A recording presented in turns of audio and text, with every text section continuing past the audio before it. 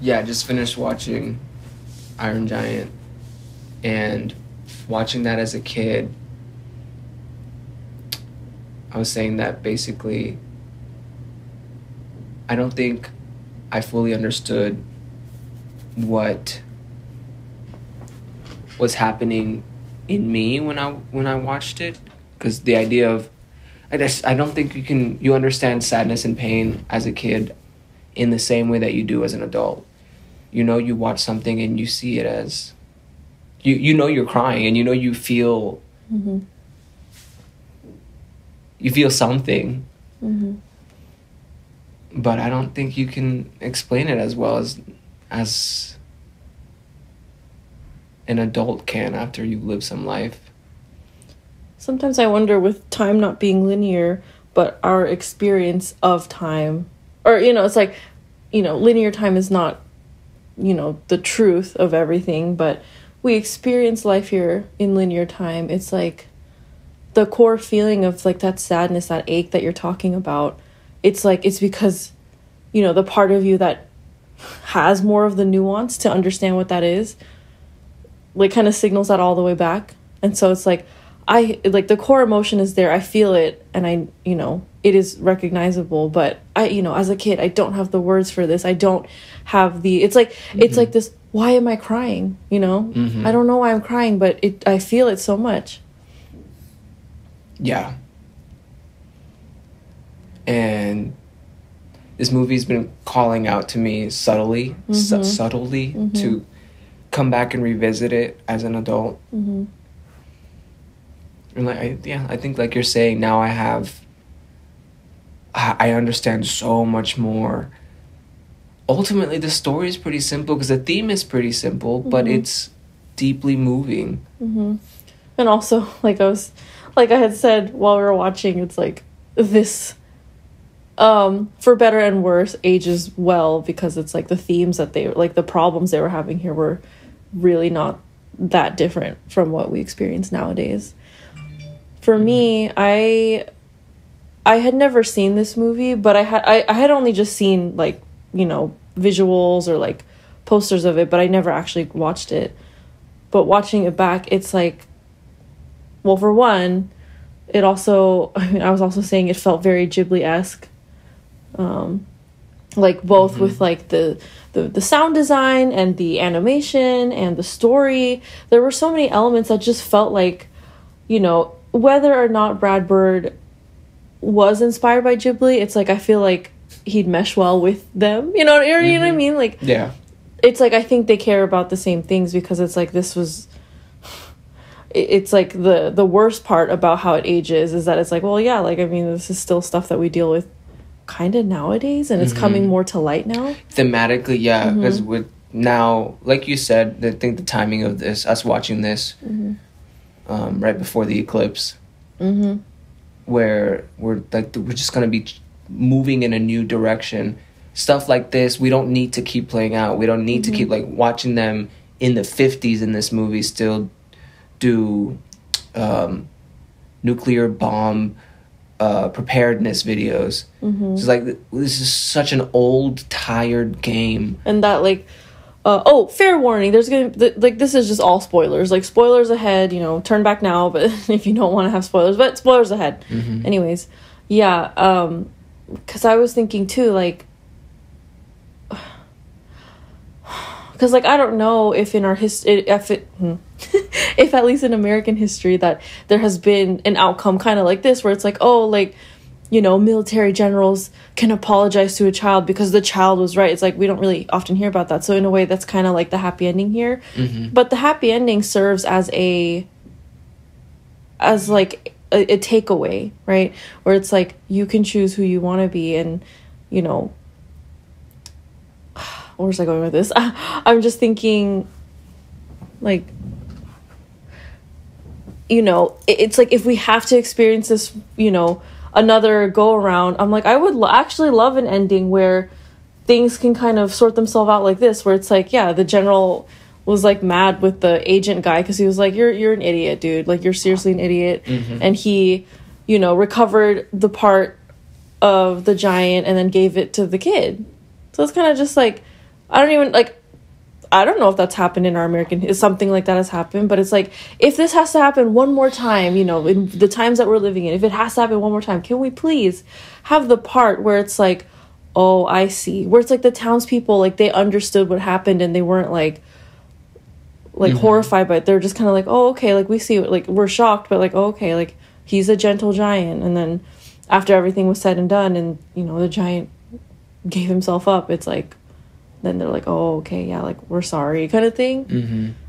Yeah, because I'm like so tired of the problem that posed itself in this movie of just like just basically like military people, government people, people in power.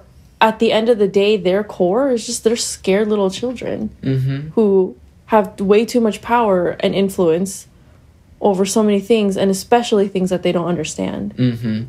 Like, what was his name? Mansky? The agent guy? Manny? I don't know. I forget.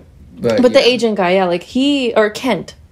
His first name was Kent, I believe. That's right, so, yeah. Agent, Detective Kent, I don't know. But him, like, he was so trigger happy.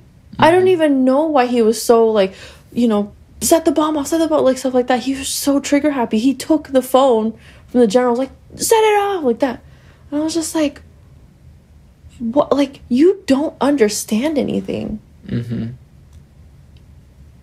you need to take it to the extreme to learn something. Yeah. I mean, to your point of, like, a character like the general... I don't want to paint everyone in the military with this same brushstroke that, okay, they're all power hungry, or they're all I think we're all scared. Yes, all of us, we're all scared little children, but some of us, again, have that influence and power to let that fear turn into destruction. But I do think that there are genuinely good people in the military industrial complex, like the maybe like what this general like this general represents, someone who has enough of a level head. Once the robot showed that it wasn't harmful, there's no need to try to go after it. I do like to think that there are people out there like that. And that's the thing, again, like, right now, it can appear that we're going through pretty similar times. And I'm just kind of like, can it please, like, finally turn out for the better, and that, like, people can tap more into their heart space and just try to lean more to try to understand versus, like, just completely fear-based and closing in on themselves. I'm like... Because this is old.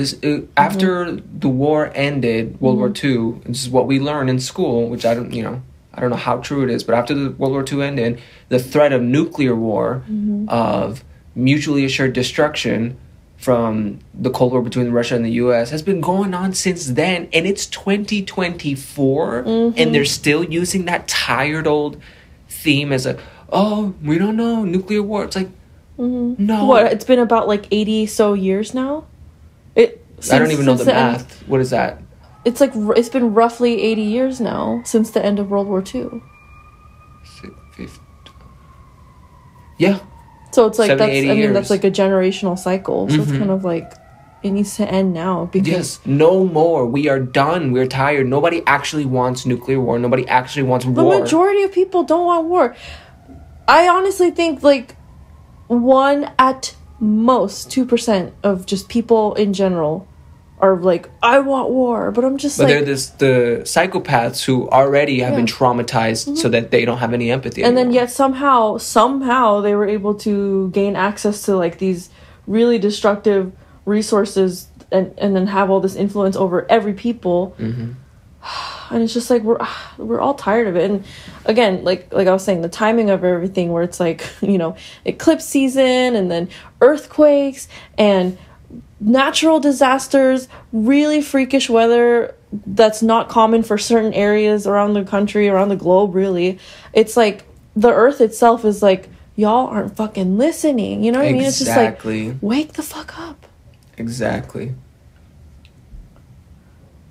It's okay if you're initially startled and even possibly scared of something that's unknown, like a giant robot. But that doesn't mean that you need to run with that. Run with the fear. Get it before it gets us. Like, no. It's also, I'm thinking to your point of like knowing that you watched it as a kid and you felt a sadness and an ache, yet you couldn't really put any words to it, and then now watching it as an adult, you're connecting with that sadness and ache, and you're now able to put words to it. I was thinking too, in my own way, because, for example, because I didn't watch it as a kid, I don't have that memory experience, but watching it and then hearing your take about having, watched it now and then reconnecting with the kid who watched it, with your kid who watched it kind of thing. It's like, I'm like, yeah, I've had similar experiences watching certain movies, and I'm just like, yeah, as a kid, it's that thing of like, the sadness you feel, it makes sense, because it's like, a lot of times these are, a lot of times the main character is a kid or like kind of a young person who experiences these things. And it's just like, as a kid myself, right? It's like, I can see myself in that and I get it.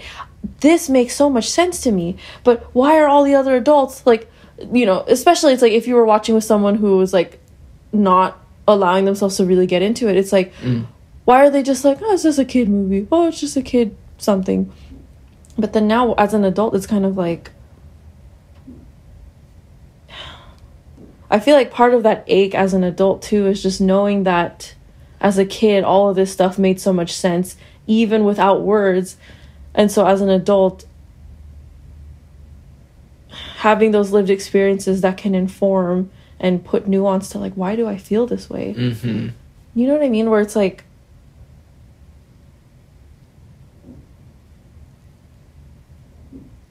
I think part of the ache too is just knowing that, oh, that kid me knew what this was. I think with that, I had to find my own words, because I don't really think I had the examples maybe that I needed on how to describe what are these feelings that are coming up. Not just sadness. Why am I crying? Because when I think right now, when I think and feel back to my initial response to this movie, I don't remember really the plot. All I remember is that there's an ache when I think about it. And it's I almost can't even identify it as sadness. But I can identify it as discomfort, for sure. That's what the kids have. And so now I have this full adult experience to pull from, to contextualize what kid me was going through the first time I watched this movie. I'm even thinking, like, as a kid, identifying with the main character, right? Of just like, oh, like, I'm a kid, and so is this kid in the movie. It's like, this all makes sense, even without words. But what the adults in this kid movie, so, like, what the adult characters are doing, why? Like, that doesn't make sense. Why are they like that kind of thing? And so growing up and becoming an adult now myself, it's like, I still ask the same question. Like, why are you like this? Like, yeah. And it's all, people leaning more into their fear-based mindset and, not trying to understand and just making assumptions. But as a kid, it's confusing. I know now. I understand now why the adults in this movie acted like how they did. But as a kid, I was just like, yeah, why are we not all this kid? Wouldn't we all want to be friends with a giant robot, for example? But no, all the adults in our lives, I think, seem very rigid because they were once kids that then eventually had to harden themselves. Right, because of something that hurt them. Exactly, but no one really taught me that. I had to learn that as I grew up. Well, it's a learned thing. Yeah, it's a lot of times I don't even think like these learned things are like one and done immediate. It's like, I think it's slowly over time with a lot of reinforcement of the same thing, where it's like, you watch the adult, and you watch like adults. So, and especially those in your family who, you have the most exposure to, they always act so scared in situations that are new or like unknown or something that's currently incomprehensible to them. It's just like, oh, scared, or like, oh, like suspicious. But it's like, as a kid, the flip is more the thing. It's like, there is, I do truly believe, like, kids genuinely have a gut instinct that they absolutely utilize, where they're like, oh, like, kind of thing. But most oftentimes, when kids are met with like an unknown, what the fuck do? They just explore. But it's limited. If you're a kid with a tool, you don't know, you can be given a hammer and you end up using it as a paperweight, because no one taught you what it is. So okay, maybe I could use it like this. But I'm sitting here thinking that if I was a kid watching this movie and any adult around me the response wasn't just, oh, you're crying. No, it was like, oh, you might be feeling this. I feel this. And they go into it. And then all of a sudden now I have this whole vocabulary because they shared their tools with me to help me understand what am I feeling when I'm watching this movie. But instead, I think I was completely in the dark. That's why the way this movie was sitting in my heart for the longest time was just a discomfort, because I didn't really have any discussion around what is this? What is my response to this movie? Other than just, oh, it's sadness, but then even that is just, oh, more like crying, which is discomfort, and that's it. If I, for example, me as the adult I am now, was sitting with my kid self and saw him cry to this movie, I would be like, so, like, how are you feeling? And if he can't find the words, and I'd be like, well, I know what I'm feeling something, and I'm crying too, and let me talk to you about how I'm feeling about this movie. And that would then, do you relate? Do you relate? Yeah. And that would open up, like, whoa, that is such an interesting way to look at this movie, is what maybe my kid self would start to think. But I guess that's part of the whole healing your inner child work, is I become that thing for myself. And I'm connecting again to that child who was just sitting there. And that's the funny thing about memories. They sit there, and you can revisit them whenever. There's no what's the word, deadline or timeline. They're literally in the ether, just bubbles that when you're ready to go engage with it, you can.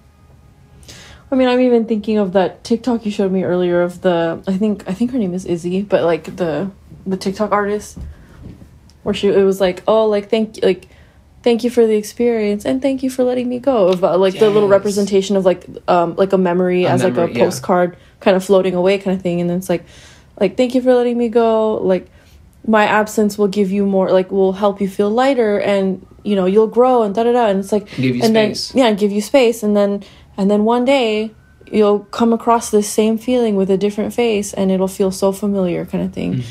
That is so beautiful, because I'm just thinking, like, you know, I think for you, having literally watched this as a kid and then now as an adult, it's like, I feel like that can apply for your situation. And for me, okay, it's like, while I haven't watched this movie as a kid, it's like, because I felt that there were so many, I won't even say influences, but just so many similarities with like Ghibli's kind of MO, and just kind of like themes and everything involved with Ghibli movies, for example. And I watched a lot of those as a kid. It's like, it's like this movie felt right at home with me too, where I just felt very like, I understand what's going on, and this is definitely up my alley of like, you know, heartstring movies kind of thing, and what's important to me.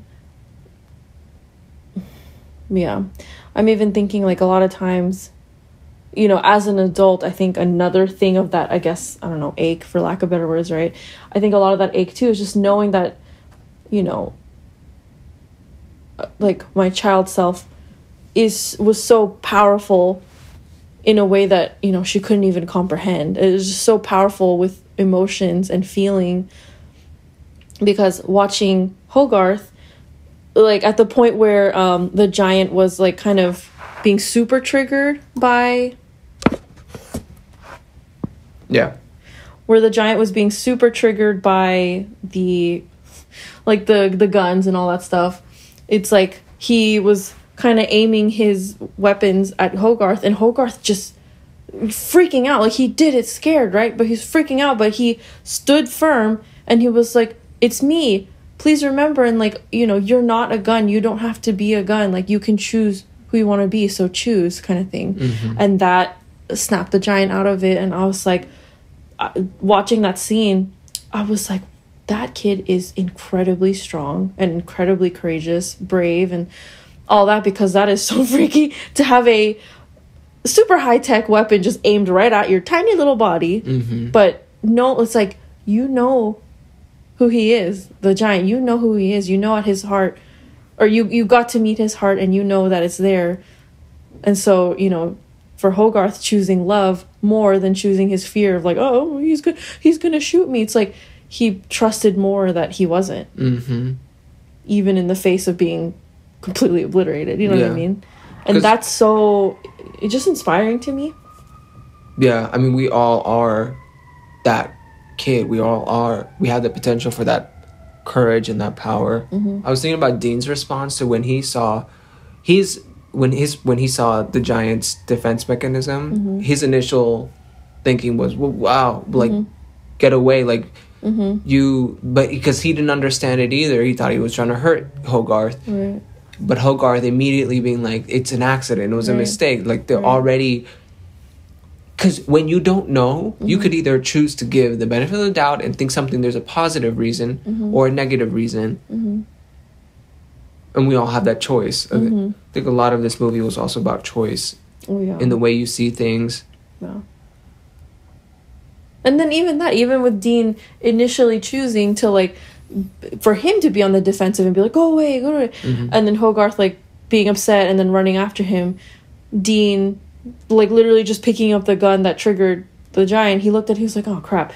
And he didn't choose to just go hang out in his house and hide and, like, you know, be scared about it. He went after Hogarth and was like, you're not gonna catch up after him, or, you know, you're not gonna catch up to him just on your legs or whatever. So, like, it's like everyone made continuous choices to play out what they did in the movie.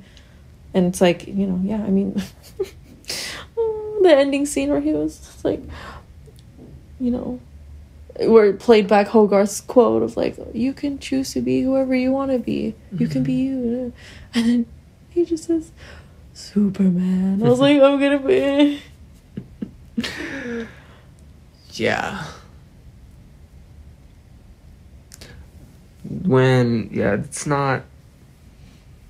It's really not black and white. I think that choice is the center point. If we're thinking about binaries and duality that we explore here, good and bad or good and evil, they both exist with you as the center point. The idea of Trinity, it's a balance. You get to choose. You get to choose the decisions you make. You get to choose the experience you want to have.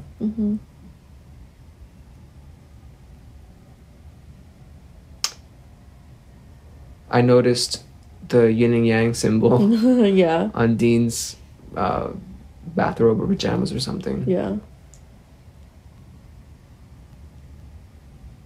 So,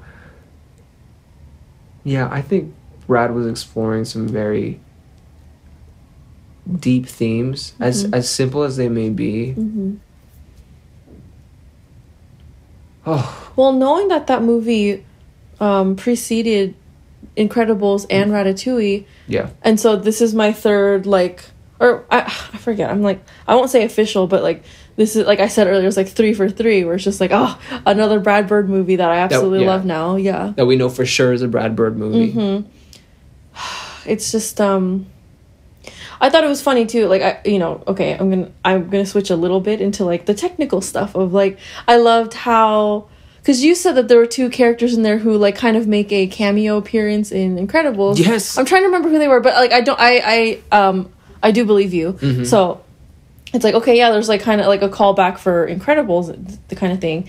But I'm even thinking like, you know, you had said that, oh, I wonder if Brad Bird has something against like redheads, like blue eyes, kind of like that specific kind of person. Because Syndrome. Kent seemed to look like Syndrome, and Kent actually, you know, was before Syndrome. So it's like, oh, I'm even thinking how like Jazz was played in Dean's house. Yeah, and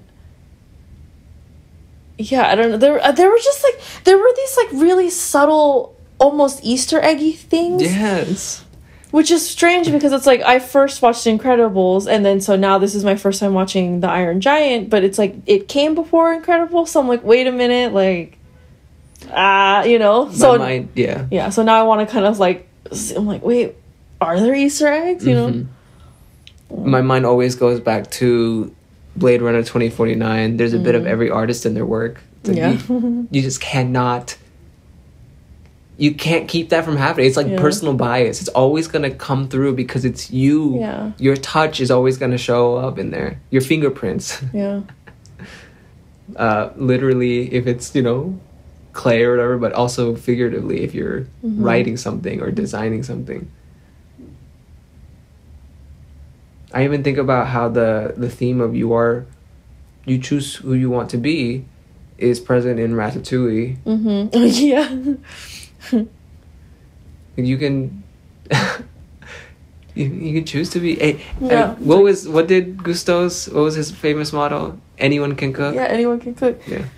And Remy being like and it happens when we decide. So it's like, you know, choices, decisions, but, you know, but just basically like aligning yourself with something bigger than yourself and going for it. And, you know, even doing it scared if you must. Yeah. All day if you must. No, just kidding. Iron Giant could have been a chef if he wanted. I know. It's true. And I'm thinking now, did Incredibles have a choice point too? I think they were... Incredibles for me is interesting because I feel like they were exploring multiple things there. So many things. Yeah. But so many good things. I mean, yeah, honestly, I think every story deals with choice. I mean, people literally have to make choices for any kind of sequence to happen. And I'm just thinking, let's see. Yeah, I mean, like, Mr. Incredible, like, chose to go back into being a hero. And then his whole family kind of, like, begrudgingly, like, follows after him. And then in the second one, it's like the kids chose to step up and help their parents. They're like, the adults need us. And that's only one piece of it. I know. So that could be a whole other thing where we That is one of many things. Where we break down everything that's in The Incredibles. Oh, gosh, yeah. But yeah, I think Brad Bird, I sense I'm getting a sense for his signature, his flair, his creative scent. In the music, in the themes, the messaging. And then I do thank the TikTok creator who I came across today and showed you. It was today that I saw the TikTok, and then I was like, let's just watch this movie. But it's funny too because a few months ago, I think you had shown me that TikTok. It was just a clip of the movie where basically the whole coffee thing. Yeah, and that was the clip. Like that was a TikTok clip. And you were like, oh, this is from a movie that I watched a long time ago. And I was like, oh, like, this seems fun. Yeah. The seed was planted there for me, but it wasn't watered yet. Right. Yeah. Because, like, we did nothing with that afterwards. I was just like, oh, like, yeah. Because you were like, I liked it because I remember I liked this movie. And I also really miss this kind of animation with, I forget what studio this is. But, like, I really miss this kind of, like, older style of animation where it's 2D. 2D American style animation. Because you were like, you see, like, there's so much more expression, like, unique expression here when they're literally just talking about coffee or milk kind of thing. Yeah. But then, yeah, of course, it's like, you know, we didn't watch anything or you weren't even like, oh, I'm going to look if it's anywhere. You just, you know, you're like, oh, I really like this. And then, so, yeah, like, today, when you were like, oh, yeah, this Iron Giant, like, da-da-da. And then I was thinking to myself, like, when we're introduced to Dean in the diner, I was like, wait a minute. I was like, because I never watched, but I was also planted with the first TikTok a few months ago that you showed me. And I was just like, wait, that guy looks familiar. And I was like, is that Dean? And then, like, 2 minutes after, it's like, oh, I'm Dean. And I was like, oh my God, it's that movie. Like, oh, okay, now I'm connecting it. So, yeah. Today it felt right. But the TikTok creator talked about how Brad Bird himself had lost his sister to gun violence. Like, his sister was killed by a gun. And so this movie was an exploration of what if a gun doesn't want to be a gun. And I think that was really beautifully done. She said, if you want to have a sob fest, go ahead and watch. And Yeah, I'm really happy. We did. I'm happy I could show you this. Even if I didn't remember anything from the movie other than, yeah, I really liked the 2D animation. And the only reason I knew about that was from that TikTok from months ago. Yeah. That was the clip of the movie. But I didn't remember the plot point. I just remember, again, there was a discomfort. And I'm like, and now I can identify that as, oh, a sadness, but also very moved, very touched by this movie.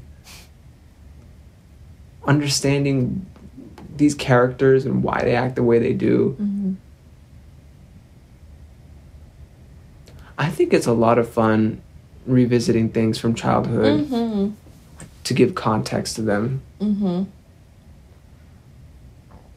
It is kind of like coming back to yourself, because if we all start out as babies, pure and everything, and then before that it's just like all loving source energy, then what's coming back from being an adult? Oh, I got a Benjamin Button. I got to come back into being a kid. So connect to those things. I guess so, yeah. Understand them again. You know, it's funny. I've never watched Benjamin Button. Yeah, but I love that I saw it one time. You know, maybe that's another thing to watch. Oh my God. It entered the collective psyche as and I don't know why. I think it strikes something with people that it's like, oh, the concept of being old and like going young again, because, you know, what we're used to experiencing here is that we are young and then grow old and then, you know, that's it. But it's like, oh, like a story of the opposite, where it's like, you know, we haven't yet heard of a case like that, like, you know, in human time, or like whatever. I don't know. Yeah. I don't know what to call it. Like it's so hard for me to even like to say like reality, because at this point I just question. I'm like, what reality am I talking about? I don't know. Yeah. Yeah. It's funny having these conversations, because I did watch a lot of movies with my parents, and I was not having these conversations with them after. If I ever saw them cry, it like was... even like are you also including when like you actually had words to talk about the movie versus like being a kid? Well, I could talk as a kid, but we weren't having deep emotional conversations. It was just more so... Do you think you could have as a kid? If given the right environment, yeah. Given maybe encouragement through example. But at the deepest it ever went was if a movie was sad, oh, that was really sad, and that's it. But I just see one of my parents tear up, and that's it. But like we don't really get into it. Yeah, and then it's like the whole, like, you know, the tired sentiment of like, oh, it's just a little dust in my eye. It's like, fucking talk about why you're crying. You know what I mean? Yeah. As opposed to like, oh, did someone cut some onions in here? I mean, like, even my dad would say stuff like that. But I think that's comments like that that's why what I was experiencing, which was sadness and pain, was relegated to just discomfort, because we're not even going to talk about it. So it's sort of this question mark within me, and now I'm revisiting that question mark, and I know what was going on this whole time. Like it's like remember how I was when we were high that one time, and when I was like, you know, when it's like when like the earlier event in linear time creates that question bubble that will be answered later. So it's kind of like that, like, but you also need that later event, because all of it happens all at once. But linearly, you need that later event that already answers that question for the question to even pop up as a bubble. Like, it's like it needs each other kind of thing that I was telling you about. Yeah. Yes. You know, and the thing with podcasts is that it's like, I wish I could show a visual of what I drew out, but I'm like, bubbles. Yeah. Bubbles and timelines. But yeah, another thing, I mean, like, I also felt, the movie definitely had so many spiritual implications too. I don't think that they were like super heavy handed with it, but there was definitely, like, I think underlying this whole movie, there was like a lot, like, you can draw a lot of spirituality to this, because even like Hogarth was telling the giant, he was like, well, like, you feel things and you think about things, so that must mean you have a soul, and souls never die. Like, you know, and like, that's good, like, you're good, and souls never die. And then it's like the giant, like, to end that sequence, like, the giant was just like, souls never die, and I was like, like, remember, I was like, oh nah, like, I know I'm about to cry in this movie. Yeah, Hogarth saying that death isn't bad. Mm-hmm. Mm-hmm. And the soul goes on. I'm like, that kid was bright. That Absolutely. kid was emotionally intelligent for sure. Absolutely. And I think we all are. It's just coming back to that. Mm-hmm. Coming back. That's what it is. It's a return. Mm-hmm. Maybe that's what this eclipse is about, is finally integrating everything that maybe we have identified or marked as question mark within ourselves, or maybe discomfort, or just, I'm unsure about that memory, but I don't need to revisit it. But no, I revisit it and I understand now as an adult, whoa, okay. This is what I was going through as a kid, and I did not have the tools or maybe the environment to understand it fully and explore it. I think that's what it was. Is there was no. Again, I understand that my parents were doing the best they could, and now I'm responsible for taking all that into my own hands.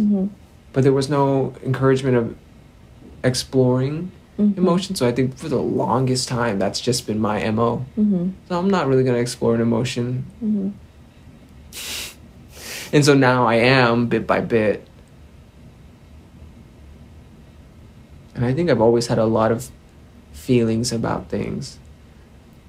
Oh, yeah. And that's the thing. I think because we're all humans, it's like all of us do. We all have the capacity and opportunity to deeply feel things because it's all in us. It's just, again, a lot of people become conditioned and then lean into more of their fear. And so it's like, you know, fear doesn't even have to be so extreme of just like, oh, I'm scared, I'm gonna, you know, like, can't, like, I'm gonna call a missile or whatever.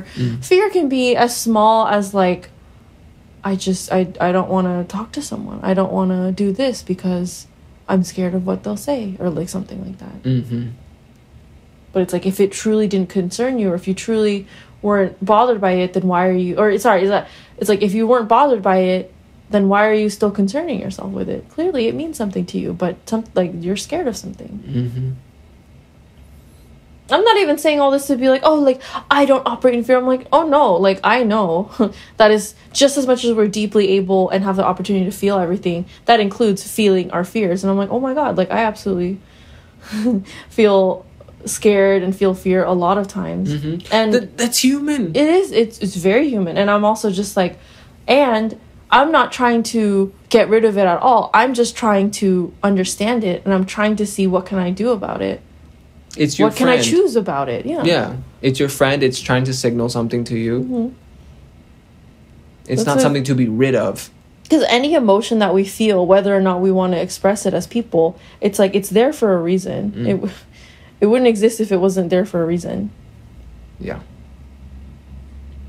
Another parallel that came to me just now is Arrival. Yeah. Where the initial government response, the world government was like, oh, do we need to be scared? Do we need to shoot at them? Whatever. And the final translation was of what the aliens were giving humanity was, sorry, spoiler for Arrival 2. But yeah, so spoiler for Arrival, but what the aliens were giving humanity was weapon, but also means tool. Again, that's where that choice point. What is a hammer? A hammer can be a tool. It can also be a weapon. What you choose, what you are. With then bring another movie, but Spider-Man, with great power comes great responsibility. Oh, spoiler. But the power to choose. Spoiler. No, but the power to choose is incredible. It is. Because think about it. The power to choose so much. Actually, I think choices, the ability to choose and decide, is in tandem with feelings and emotion. It's like, is that the, you know the how people have said, like, emotion, where it's like energy in motion. It's like, what is energy in motion? It's a choice. How you funnel it? Because it's like, what do emotions signal to us? We keep saying, like, they signal something. They're telling us something. It's like, well, that something is telling us, it's showing and giving us an opportunity to choose what to do about it. Or not do. Neutral gene. But you know what I mean? It's just like, all of these things are choices. Even a non-choice is a choice too. It, like, you know, a non-choice actually is a choice too. Exactly.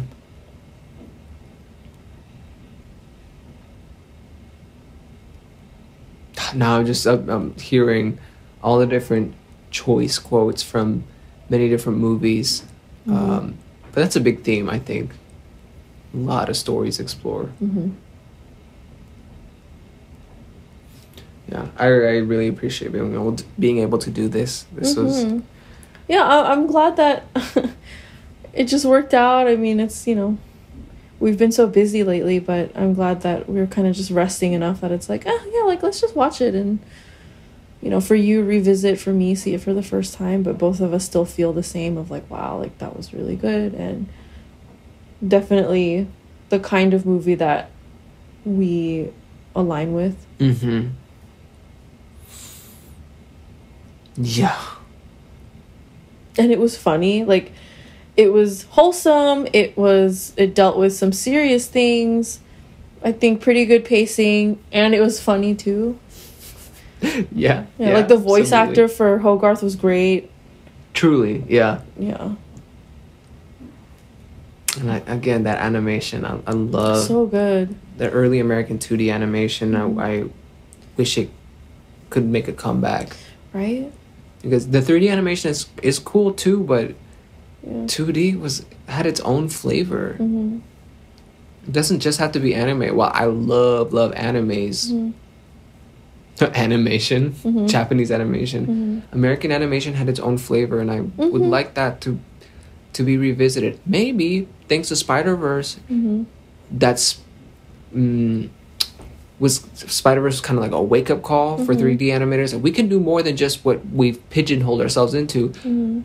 Maybe another something else can come up that can shake the animation world and be like, we can come back to 2D animation.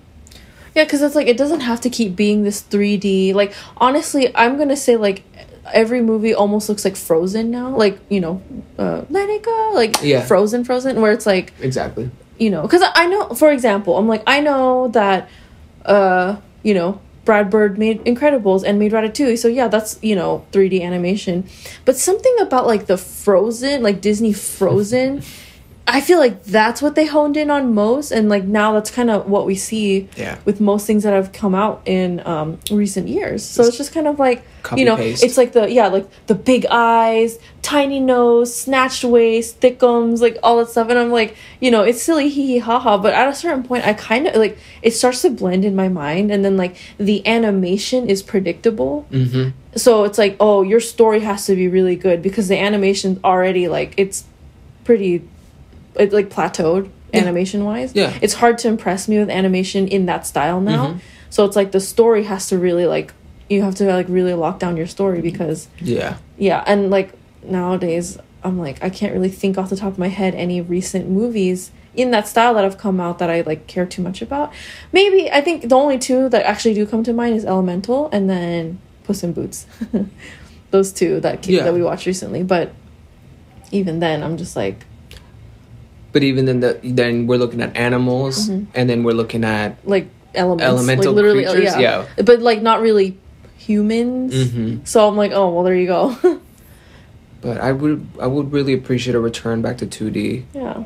And, like, you know, I would, like, a re-up of 2D, and or mainly of, like, anything else where it's like, I think like, because I think Spider-Verse definitely shook the animation community of, like, oh my goodness, we can, oh duh, like, we can do stuff like that. You got so focused on cleaning up the pixels that it was like, this is animation, you can do anything. It can be completely wacko and break all the rules.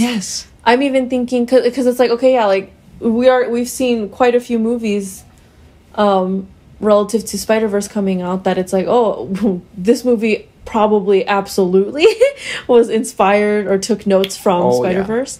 Because I'm even thinking, like, when we had seen the most recent Teenage Mutant Ninja Turtle that came out, there was like a collage-y style about it too, and I'm like, I like that too. I like the use, like, you know, it doesn't even have to just be 2D. You can also like kind of mix media it, where it's like, oh, it's like collage, it's presented like collage style.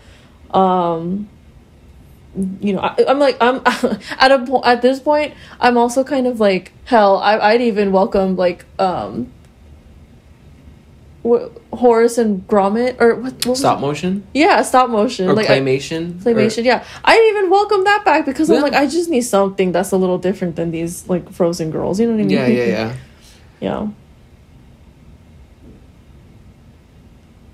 Even watching this Iron Giant now, the only reason I could tell it's older is because the sound quality has that vibe of recorded maybe in the 90s or early 2000s, but the animation, that could be today. Maybe it's maybe, for example, there's a difference between 720 and 1080p, for example, but it's still the quality of animation just feels so quality that it's current. It could be current. One of the most impressive scenes to me in the movie, so I was like, it had me being like, wow, this movie came out in 1999. It came out in 1999, but that must have meant it had like several years of production. So like a few years before 1999.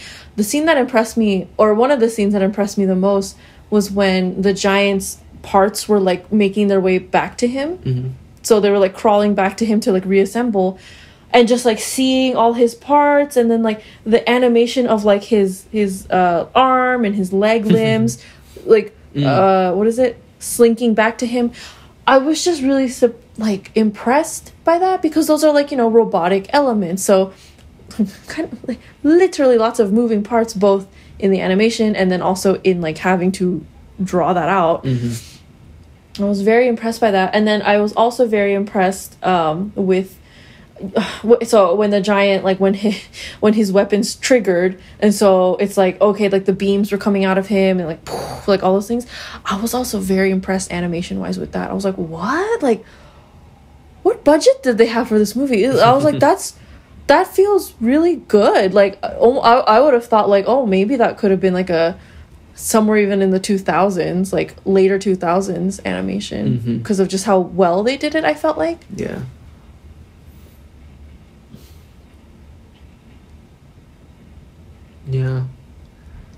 I think we're 100%, I have no doubt in my mind that we are on the cusp of a new creative renaissance. As we start to just leave behind these themes of war and conflict and start embracing personal creativity throughout the world, we're gonna start seeing some really cool things. I think part of it will be the 2D animation. I even think there's, for example, the like IP, the idea around IP laws, intellectual property, like remixing things, are going to lessen, because we're gonna understand that we're all one and we're all just creating together. And we could see old things like this, because this is definitely old now, 1999, but we could see stuff like this inspire new, be re-upped in some way, not as a cash grab, not as a nostalgia cash grab. I'm tired of those too. No. Yeah. But people who have the creative passion and who are inspired by stuff like this. Even us to a certain extent. I mean, animation is not really.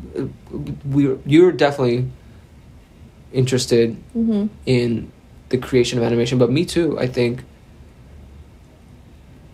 just like listening to music, I not just like making it, but listening. I want to watch what other people make. I think, yeah, it's like this being 3 for 3, like Brad Bird production.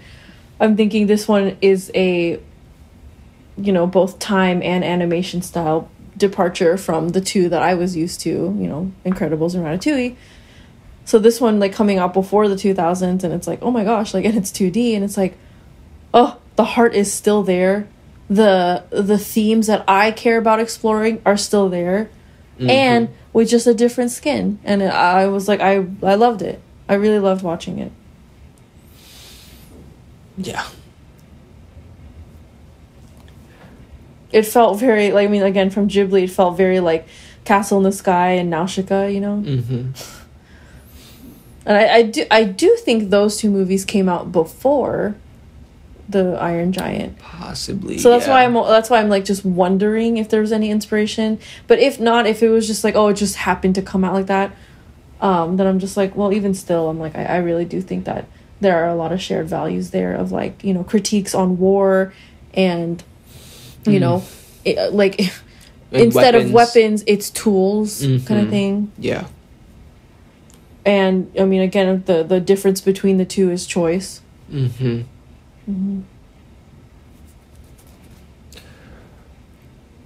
Beautiful. Very grateful.